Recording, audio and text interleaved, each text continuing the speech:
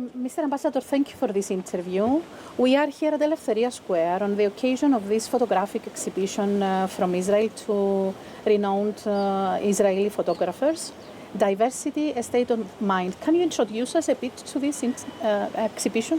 Gladly. This is an exhibition that the Embassy of Israel has initiated here in Cyprus. We thought it could be a very good opportunity to introduce to the Cypriot people the very diverse society in Israel. So we came about with this idea of trying to bring photographs from everyday life in Israel, from different parts, different aspects of life. So you can find here religious people and secular people. You can find Muslims, Jews and Christians. You can find different people in Israel. And we thought that it could be a wonderful thing, because these are photos that were taken in streets, in public places, actually to display it in public places here in Cyprus. So we had it in Larnaca, we had it in Limassol, and now we're having it here in Nicosia. We give actually the people the opportunity as they walk in central locations just to be impressed, see, have the feel of Israel and how diverse our country is. Diverse in terms of cultures and religions and people. So can this diversity be also a state of living, not only a state of mind, as it is described in the exhibition? That's a bit more complicated. There are parts of Israel that even the living is very diverse, that you can find in the same neighborhoods or in the same cities. You can find people from different places, from different ethnicities or different religions living together. But you can also find in Israel at the same time areas that are the people that live there are very homogeneous. You can find cities that most of the people that live there are ultra religious. You can find cities that mostly Arabs live there. You can find both of those phenomena in Israel. You can also have a place like Tel Aviv, Jaffa, which you can have really such a huge variety, such a huge diversity of people living together in the same city.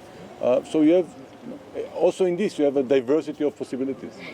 So culture can be used as a road of coexistence between people of different origin or of different religion and tradition, as you mentioned before. How can this be done in everyday life speaking? I want to give you one example, one concrete example, because last year actually we brought here to Cyprus the Habima National Theatre, and they put on a performance which was dealing with the issue of the LGBTQ community. And we spoke with them.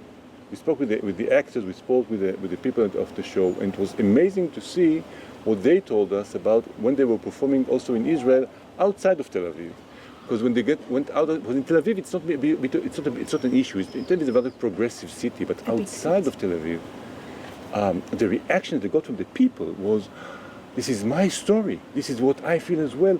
And it didn't have to do about the issue of your sexual orientation.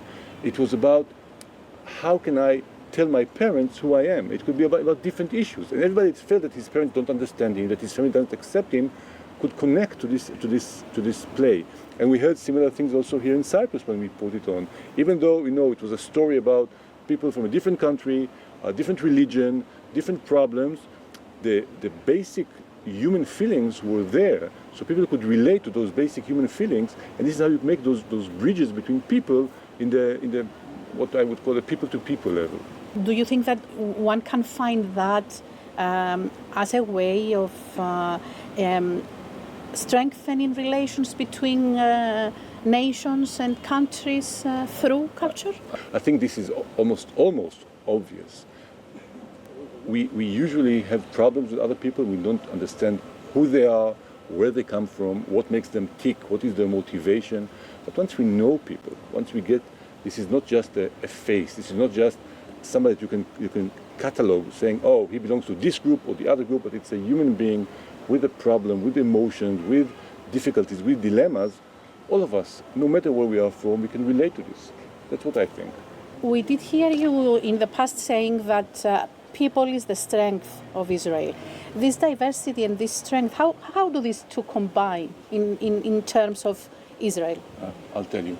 Israel, we said Israel is a melting pot because the people, the Jewish people, came back to their ancient homeland from so many places all around the world. If I take myself as an example, I have grandparents that came on the one hand from Poland and Lithuania, and on the other hand, people that my grandparents came from Uzbekistan. So it's a mix of all those things. So the strength in this regard is the fact that we come from so many places, so many cultures, so many ways of looking at the world, and still there are things that bring us together.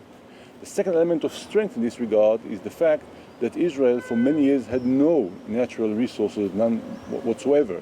In recent years we also had natural gas, but in the past we had no natural resources. The main resource we could have relied on was the human resource. So we invested heavily in this resource, in education, in teaching, in trying to make the best out of the cards that we were dealt.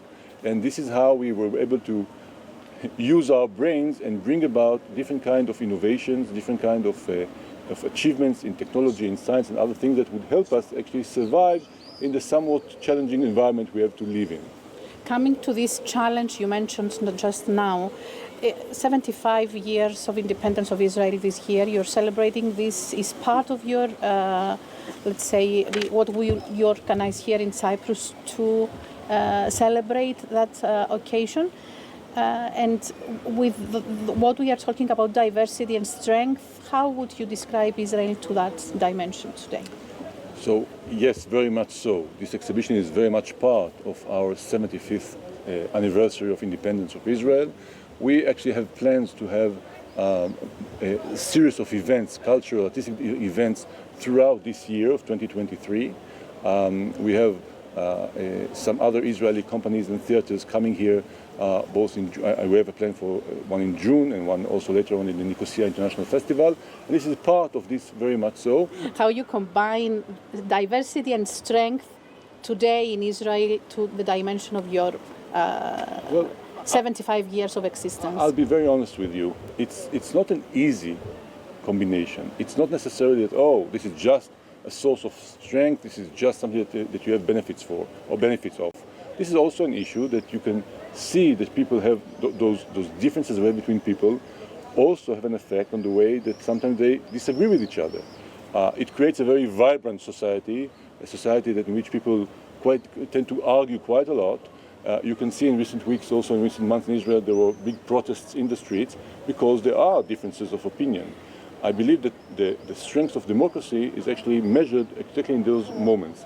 Are we able to find the way that in spite of those differences, in spite of those internal disagreements, we can find a way to still continue to be together as a nation, as a country? I have a lot of faith that we can, and I think that the fact that we can struggle with it and not take things for granted, again, I think it also shows some strength. Is respect of culture a part of this strength? No, culture is a very, it's a very wide term. I can say that the Israeli cultural scene is very diverse as well. Its sources can go way back into our history. We have 4,000 years of history of the Jewish people. It can touch on our historic roots and what the Jewish people have been throughout the years. It can go to the fact that I said before that we are a melting pot, people coming from so many different places, so they have different likes and dislikes in this regard. It also comes to the fact that we are known to be people that are very innovative because we have so many challenges we have to face, and when you have to face challenges all the time, you also have this adaptive way of thinking. So you try to adjust yourself all the time, and you keep on all the time checking and testing and examining borders. Where does the borders are, which makes us also very much on the border and also trying to push those boundaries all the time. So we have a very vibrant, very wide cultural scene that almost everybody can find something of his liking there. So some might not like other things, but they can find things that they do like. So I think that this variety is the answer. The fact that you can have so many options is the answer in this regard. And leaving Israel and going to the neighborhood, which I think reflects on what you said about Israel also to the neighborhood, is Eastern Mediterranean area with the turmoil it faces during the last years. Where is Israel standing? Where do you see Cyprus in this and the relation between the two countries? So I think that like many other issues, also in this issue we can see some lights and some shadows. And I will start with the shadows, but I want to go very quickly to the lights. There are threats, there are risks in our region. They are well known. I don't think I need to go much deep into this. We know who is the threat in our region, but at the same time we see some very interesting developments coming about. One of them is in the Middle East itself, and I will come to Cyprus in a second. It's the Abraham Accords and the agreements that we have reached with some of our neighboring countries, and today Israel has quite many peace agreements with its Arab neighbors, and we can cooperate with Egypt, with Jordan, with the United Arab Emirates, with Bahrain, with Morocco and others, and we have very good relations with them. But the interesting thing here, I think it's the issue of the last 10-15 years, is how we can combine this also with the Eastern Mediterranean.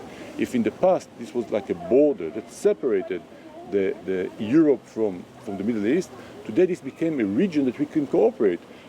Greece, Israel, Cyprus, of course, together with the countries I mentioned before, and we want to work together, and we want to cooperate together, and we think we can bring the strength of all of us and benefit, we can have benefits for all of the nations around us. Okay.